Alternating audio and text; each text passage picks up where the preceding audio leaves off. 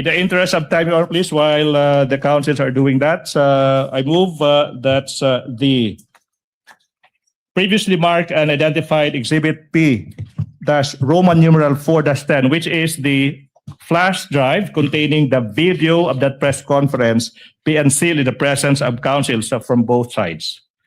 You may proceed. And then you may now answer, Mr. Witness, anong mga timestamps ba ito? Yeah, Your Honor, from timestamp 53 minutes to 27 seconds and 53 minutes to 39 seconds. So 53 minutes, 27 seconds to 53 minutes, 39 seconds. The second timestamp, if you may.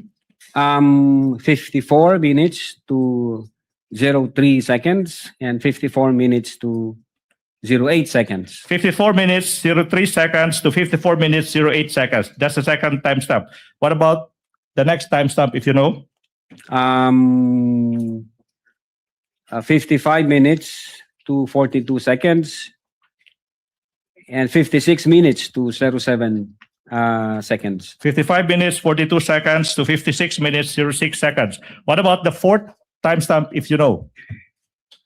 58 minutes to 38 seconds, up to 58 minutes to 47 seconds. 58 minutes, 38 seconds to 58 minutes to 47 seconds. What about the fifth timestamp, if you know? 1 hour, 02 minutes and 25 seconds. 1 hour, 02 minutes and 32 seconds, sir.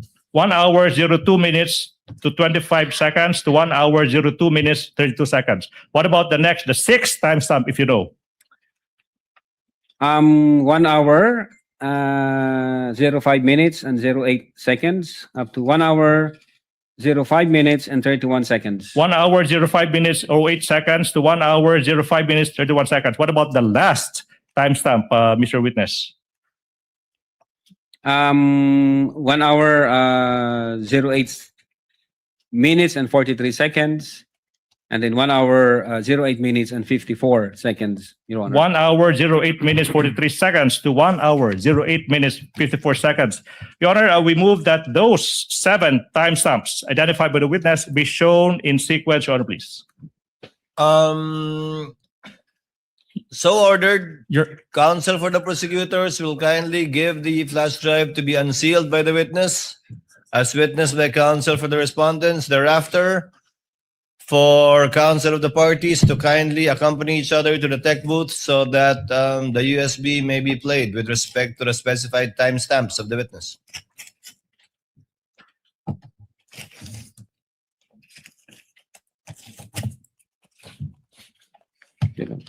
Punitin, okay lang.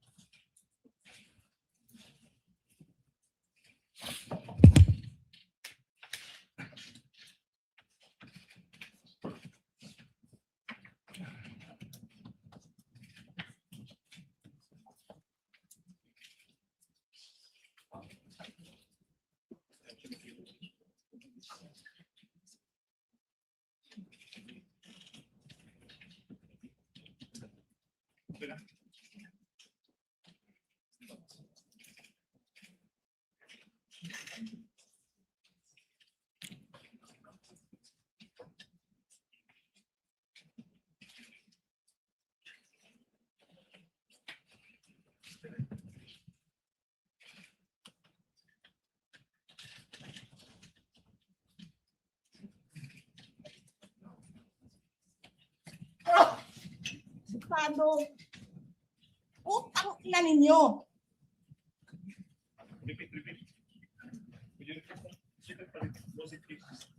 Sino ang corrupt? Yung mga congressman na yan na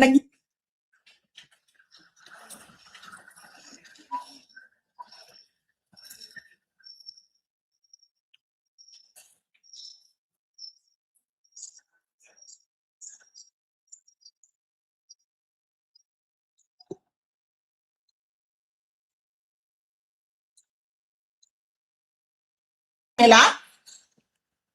Na kesyo taksil, kesyo corrupt, abusado. Putang ina ninyo.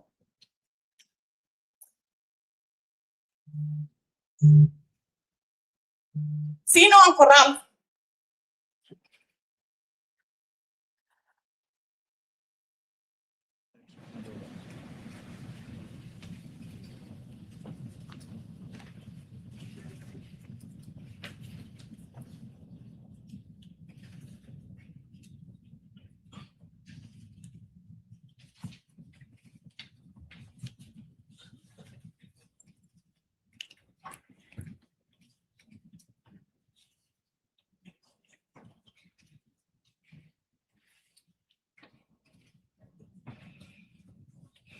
Itong ginagawa ko eh. Putang ina, hindi mo pala gusto ginagawa mo eh. Bakit mo sinisira pangalan ko? Joel Chua. Ay, Joel Chua. Talagang Joel Chua.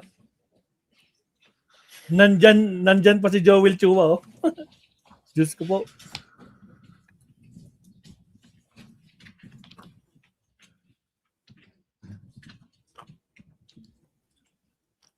Tumatawa si Abante sa likod, oh. Si Benny Abante tumatawa sa likod.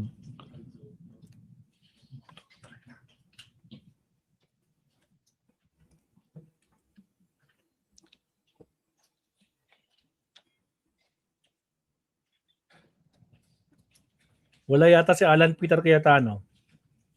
Wala si Bongo. Hindi, nandiyan pala si Bongo. He did not know what he was talking about. So incompetent. Or he was lying through his teeth to get the votes of people.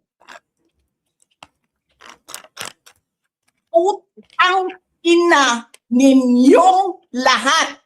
Martin Romualdez, Lisa Marcos, Bongbong Marcos.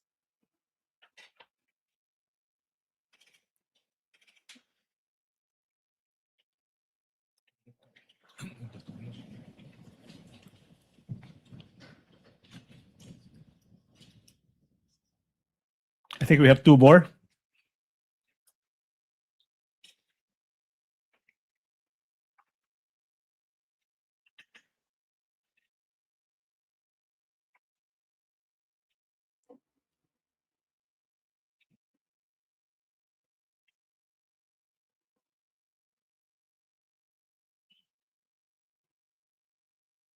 Ang tagal, ah. O sa mga bago pasok, guys, huwag kalimutan mag-like and subscribe. Tapos kami yung nagsisinungaling? Nagpipigil ako eh. Kasi gusto ko lang magtrabaho. Gusto ko lang tapusin nyo na yung ng show ninyo dyan sa House of Representatives para makabalik na kami.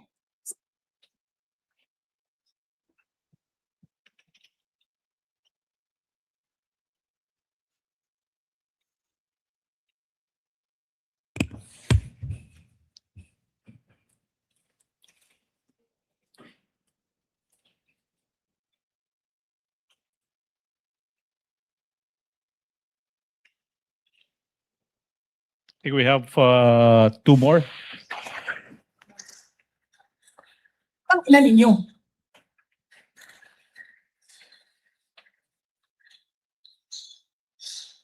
I think that will be the last. Your Honor, that will be the last. Council, that's the 7 timestamps. Let me confirm, Attorney Magallon. Okay, we have one more. We have two more, Your Honor, please. I was told we have two more timestamps, Your Honor, please. Two more. Thank you.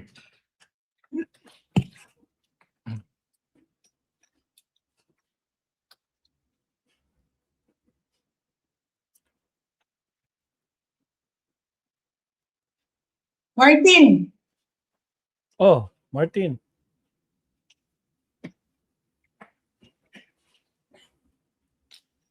nangangampanya tayo. Nakasakay tayo sa eroplano. Oh. Magkatabi tayo. Wow. Nagre-reklamo ka, putang ina ka, walang pera.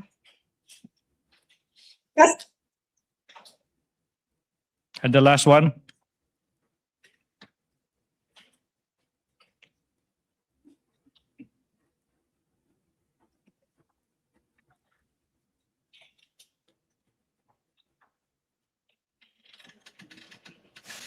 Yan ang tatak Duterte.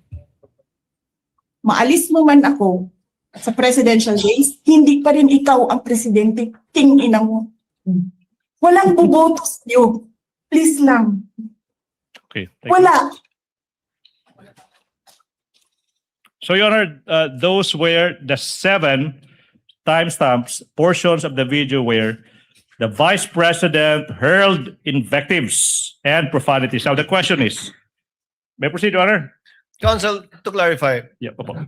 that the Vice President hurled invectives, period, not necessarily against the 3 officials mentioned. Most of them were against the 3 officials, Your Honor, please. I only counted or heard 1 or 2. Out of the 7, I heard Representative Chua, but he's not one of the subject matters of this case. But just for the record, does the witness confirm that? Out of the 7 timestamps, there are approximately 2 or 3 that mentioned either all 3 or 1 of the top officials. Would that be correct, Mr. Witness? I think more than that, sir, if you can see the Make your voice context. louder, louder. If I'm not mistaken, I think 5 times referring to either Martin Romualdez or Lisa Marcos or the president. The rest were either congressmen or a particular congressman. If I'm not mistaken, sir. Yeah. Counsel, you may proceed. Now, Mr. Witness, etong mga 7 timestamps kung saan nagmumura yung Vice Presidente. Why is this a factor in classifying her threats as serious and real? Yes, Your Honor, it's very much factor. Because we want to establish the intent of the Vice President, and that intent is crucial in our investigation. We want to determine whether those utterances made by the Vice President were just a product of a temporary fit of anger. Was it just spur of the moment, or were they really serious, actual, and real threat? So what was your conclusion? Your Honor? So what was your conclusion? Was it serious, real? Yeah, Your Honor. Okay. Serious and real. Let's go to factor number 2. So 2 out of 4 factors. Now, sinabi mo yung literal meaning ng mga utterances ng Vice President. Yung literal meaning, why is this a factor in your conclusion na seryoso at totoo yung pagbabanta ng Vice Presidente? Yes, Your Honor. Klaro po dun sa utterances ng Vice Presidente. Even before the online press conference held on November 23, 2024, the Vice President had already contracted a person to kill the President, Lisa Marcos, and the former Speaker, Your Honor. Siguro, so the public will understand. I want you to answer in Tagalog. Ba't mahalaga sa inyo, sa investigasyon nyo, na yung pagkukontrata ng tao na papatay sa Pangulo at kadalaw pa, nangyari ito bago pa man yung press conference? Ba't mahalaga sa investigasyon nyo yan? Yes, Your Honor. Mahalaga ho yan para sa amin. Basically, it's indicative of intent that the utterances was deliberately made of by the Vice President, and it really shows serious, actual, and real threat, Your Honor. All right, now, Attorney Lotok, let's go to the 3rd factor. Yung 3rd factor is now sinasabi mo, yung nature ng instruction. Now, could you tell the public and the court, ano bang ibig sabihin ng factor number 3, nature of the instruction? Yes, Your Honor. In those utterances, the Vice President said, wag kang tumigil hanggat hindi mo sila mapapatay. It shows persistence on the part of the Vice President, that she was determined to carry out those utterances. And from the point of view of law enforcement agency like the NBI, it's alarming for us, sir. It is alarming from the point of view of law enforcement agents. Now, in Tagalog, if you may, ba't mo nasabing nakaka-alarma yung sinabi ng Vice Presidente na yung instruction na huwag kang titigil hanggat hindi mo napapatay ang Pangulo, ang unang ginang, at ang former Speaker ng House of Representatives. Ba't mahalaga? Ba't alarming yan? Well, Your Honor, pwede hong mag-take advantage yung ibang grupo dyan, ibang individual. God forbid may mangyari sa Vice Presidente for one reason or the other. Mati-trigger ho ngayon yung instruction. And then, papatayin ngayon yung, God forbid again, ang Presidente, Lisa Marcos, ang former Speaker. And in fact, even yung triggering na phase na yon, pwedeng mag-take advantage doon yung ibang grupo, thinking na pag in-assassinate natin ang tatlo, ang sisisihin ang Vice Presidente. So marami hong angulo, Your Honor, para ho sa amin sa law enforcement. Medyo magiging disorder, magiging chaotic, magiging anarchy yung society pag hindi siya na-address. Yun po yung sa amin as investigator, sir. But was she not only joking, Attorney Lotto? Objection leading, Your Honor. Pero there's basis to that, Your Honor. Sustained. Reform your Okay, question. now, let's go to, let's proceed, Mr. Witness. So far, you mentioned, ito yung mga factor, no? Manner, literal meaning, nature of the instruction. Ano ba yung fourth factor kung alam mo? The relationship between the parties, meaning the relationship between the Vice President and the President, sir. Now, what about the fourth factor? No, why is this significant to investigation? Well, in one of the utterances made by the Vice President, she characterizes the relationship with the President as toxic. Your Honor. Toxic. If I'm not mistaken, at least 3 times niya binigkas yung term na toxic, referring to the relationship between her and the President, sir. Now, what were your reasons, if any, that made you conclude na nasabi na ng Vice President na toxic yung relationship niya between her and the President? Objection calls for an opinion, Your Honor. Investigation. Witness may answer part of his investigation. Una yung resignation niya as secretary ng Department of Education. Pangalawa yung utterances niya noong October 18, nung sinabi niya na I realized toxic na itong relationship. Gusto kong tanggalin yung ulo niya ba? And then I imagine myself cutting his head. What else, if any? The reaction of the recipient of those utterances, Your Honor, the reaction from the President himself, sir. So the reaction from the President himself. Now, you already mentioned kanina ano yung reaction ng President. Yung tanong now, Attorney Lotok, is, why did you consider yung reaction ng mga recipients ng pagbabanta, kagaya ng President? Let's focus on the President. Ba't nyo kinonsider yung reaction nila? Well, we want to establish whether the recipient of those utterances felt intimidated by those statements, or did they took it serious and actual threat. Material ho sa amin yun, Your Honor, if only to establish the mens rea of Mens rea Yes, ng sir. krimen. Now, let's focus on the President. No, let's focus on the President. Ito yung premise now.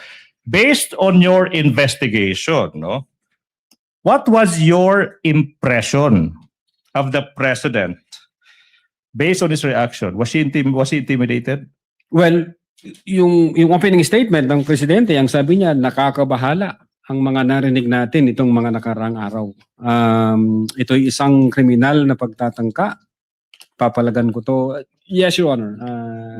The President took the threat by the Vice President as Serious. serious and real.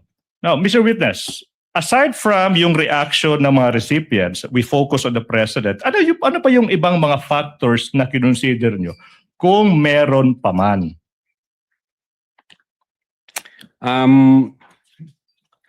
Yes, Your Honor. We find it. This is from the point of view of the investigator.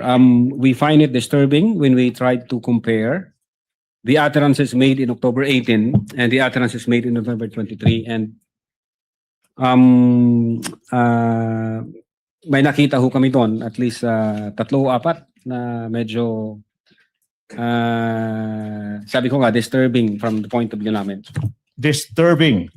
3 or 4 na disturbing na Na utterances, Your Honor. utterances. Now, let's go to that. So you said you compared the utterances in October 18 tsaka November 23. Sabi mo, you found at least 3 or 4 disturbing statements. Tama ba? Now, ano ba yung 3 statements na ito?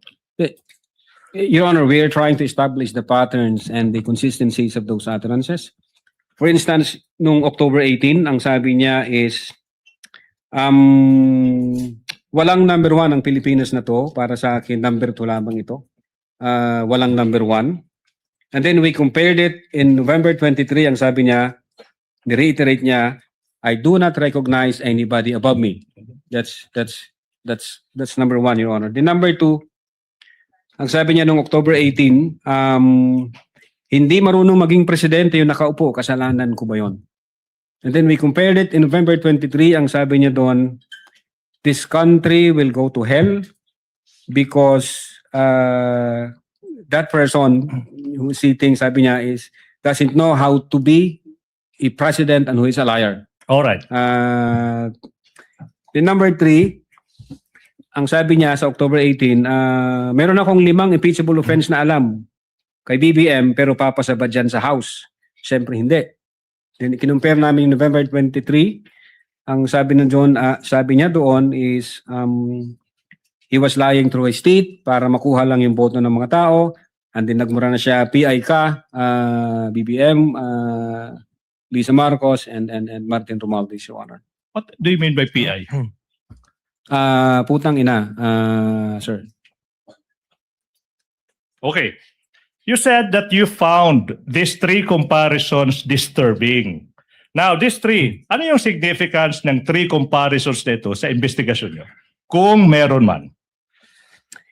Yes, Your Honor. Based on these patterns and consistencies in the utterances made by the Vice President, it appears that these statements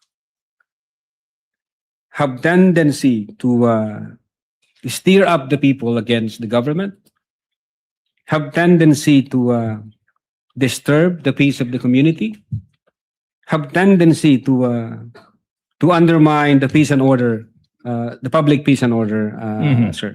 Now, Mr. Witness, given all these findings, sinabi mo, seryoso, tsaka totoo, yung mga pagbabanta ng Vice Presidente, anong ginawa ng division mo, kung meron man, in relation to the investigation? We executed, Your Honor, affidavit of investigation, and we recommended criminal charges. 3 counts for grave threats and 1 count for inciting to sedition, sir. Your Honor, now, na-mention mo yung affidavit of investigation. For clarity, anong date ng affidavit of investigation na nasabi mo? February 10, 2024. February 10. 2025, sir. February 10, kung yung affidavit of investigation and the annexes ipapakita sa iyo, ma-identify mo ba yung affidavit na ito? Yes, sir. I'm showing you now a copy of the affidavit of investigation. May petsang February 10, 2025. That is previously marked for the prosecution as Exhibit P Roman numeral 4-3. You peruse the documents and access. I move that the defense be allowed to peruse the same. And the question is, what do these documents have? What relation, if any, do these documents have with the documents you mentioned?